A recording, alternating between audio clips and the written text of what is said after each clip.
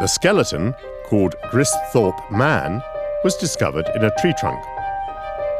In 2005, it was taken away for testing by field archaeologists Dr. Nigel Melton and Janet Montgomery.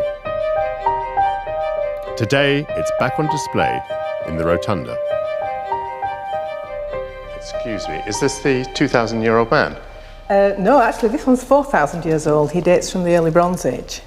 I think he must be the one I'm looking for. I've got a Victorian guidebook that says he's 2,000 years old. Then this is probably the one you're looking for. It's just that now we have much more advanced scientific techniques. We can use radiocarbon dating, which they didn't have access to in the 19th century. And how unusual is this intact skeleton? It's very unusual. Up until Gristhorpe Man was found in 1834, they'd found log coffins but with no evidence of a body at all. They thought they were repositories for people's possessions, and then we found Gristhorpe Man. There was a full, complete skeleton in there, but since then there's been no more. So he's unique. So do people flock in to see him? Well, they used to. When he was found in 1834, he was a national sensation, but he sort of slipped off the radar a bit, maybe because he's tucked away in the north of England, but we're hoping that all the new sort of forensic-style investigations we've been able to do on him now will bring him back to prominence. It says in here that he has a full set of teeth, which indeed he does, which is very remarkable, isn't it? I mean, I would have thought his teeth would have fallen out in those days.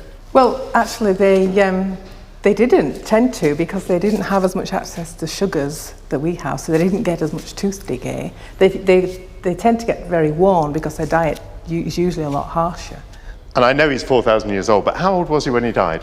Well, it's very difficult to tell from a skeleton, but we think he was probably 60 plus when he died. Really? Yeah. That's a pretty good age for those days, isn't it? It's a very good age for those days, yes. And he's big, isn't he? Yes, he's about 6 foot, 6'2", which is very tall for the Bronze Age. What would he have looked like? Well, not only was he tall, but he was also an extremely powerfully built man.